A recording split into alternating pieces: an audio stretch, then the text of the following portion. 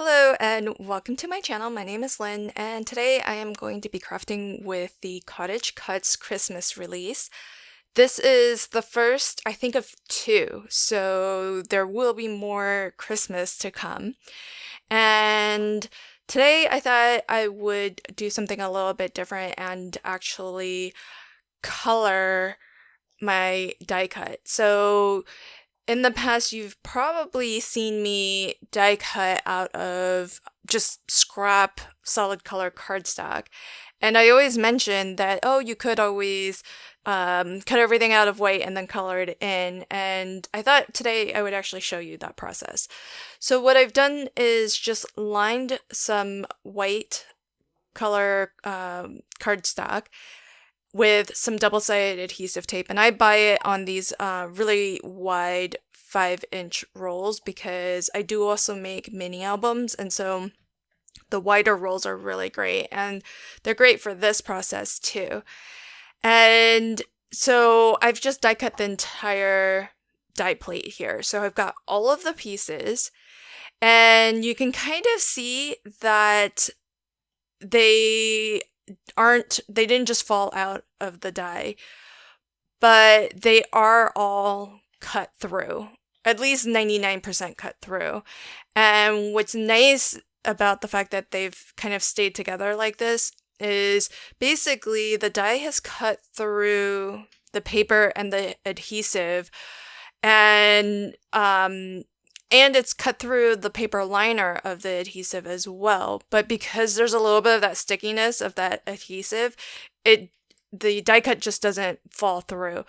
And that makes it super convenient because basically we've got a sticker sheet that we can now color in, and all of these elements are going to have adhesive on the back. So that's going to make assembly and adding them to our card really, really simple as well. The other kind of cool advantage of being able to do this is not only do you get to add that bit of shading and contour, but for some elements that have a separate die, if you wanted, you could just color that in a different area rather than use the separate die and layer. So for example, the hooves on the deer, there's actually separate dies that you can if I were to be cutting this out of solid color cardstock, I would cut the hooves out of a different color than the rest of the body. But because I'm coloring it in a darker color, I can just color right over that portion of the deer. So it's kind of convenient in some ways because you have that option, and you could probably do that with the hat as well. The only difference with the sort of Santa hat is that the separate layer for the white part of the hat does have that bit of the fuzzy kind of outline. So I think for that piece, it's well worth it to actually layer up the die cuts.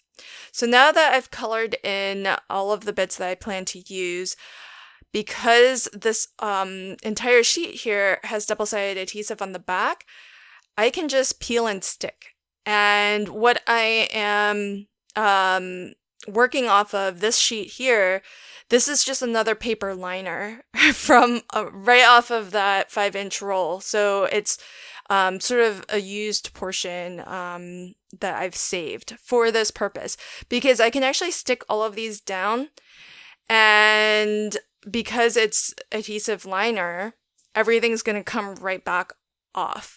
But I can put it all here temporarily, and while I assemble all of my pieces, and then when I need to put this onto my project, I can peel it right off of this sheet. So super, super convenient, and in a lot of ways, this is actually faster, I think, than die cutting out of different color cardstock. Mostly because the adhesive is already on the backs of these pieces of cardstock. You could do that with your small bits of solid color cardstock too, but those are such small pieces that I think, it takes a lot of time to apply double-sided adhesive to those bits. Whereas this, because everything is just initially off of that white cardstock, I can just line it in one go with my large roll of tape. So pretty quick to put everything together, and just a different way to work with the Cottage Cuts dies. Now, the sled, I will say, for my sandwich and machine, I did have to do a little bit of just final cutting just to release it, but that's going to depend on your machine and on your cutting sandwich, because I actually use the magic mat from scrapbook.com. So you kind of have to come up with your own sort of custom sandwich for replacing your standard cutting plates with the magic mat. And I think that's the only reason why these didn't cut through quite as cleanly as the other pieces. Plus, this die is a little bit more intricate than the others, but it was mostly there. I would say it was 80% cut, so pretty easy to get the rest of that cut through. And there you have the two elements from the Nordic Santa and Reindeer set. So now let's sort of create a night sky background for Santa and our reindeer to fly across. So I've got my Distress Oxide ink pads here, and the combo that I often use for night sky is Blueprint Sketch, and then Chipped Sapphire, and I actually don't use it, but I brought out the black soot just in case I wanted to really darken that sky. And I don't want to cross-contaminate my blues into my pinks by accidentally pulling it off of the little liner that I'm inking onto. Or using to protect my desk, basically. But here I've got Tattered Rose, and then also Abandoned Coral for a pinky sort of sky. And I'm overlapping a little bit into the blue so that I get, not Abandoned Coral, it's Worn Lipstick. So a little bit of a different combination than I normally use, but I thought that this might be a little bit of a sunset. And normally I have like a horizon line at the bottom, but I thought I saw an inspiration photo of a sunset where the pink area was just like off to the corner, so I thought that I would try that to see how that looks. And now I'm gonna splatter, this is just plain old distilled water, and because these oxide inks are water reactive, what happens when you splash some water onto it is that it actually lifts the ink, the pigment, and when you pat it dry with your paper towel, that will lift that off, and you get this really cool effect. It almost looks like snowfall. So I thought that was, I did get some rather big splashes. If you wanted to kind of spritz a little bit more finely, you could definitely do that, or splatter with a small water paintbrush. Here I have the Wintry Village die, which is also from this release, and it's really gorgeous, and you can create these fantastic silhouettes. And because this is a night scene, I am using it as a silhouette, so I've die cut it out of black, but I don't want the inky sky to show through our buildings. So I'm just lining the backs of the buildings with some yellow just to suggest that the light is on inside of that building. And I'm using a dotty tape runner to apply adhesive to the back of my silhouette die cut. And the dotty tape runner is fantastic because it's just little dots of glue, so it will kind of adhere where there's paper, and then where you have all that fine detail, the little dots can kind of work around that. And now I'm going to go ahead and attach this to the card front. I did ink the sky background directly onto my card base. And there are little lamp posts in that wintry village scene.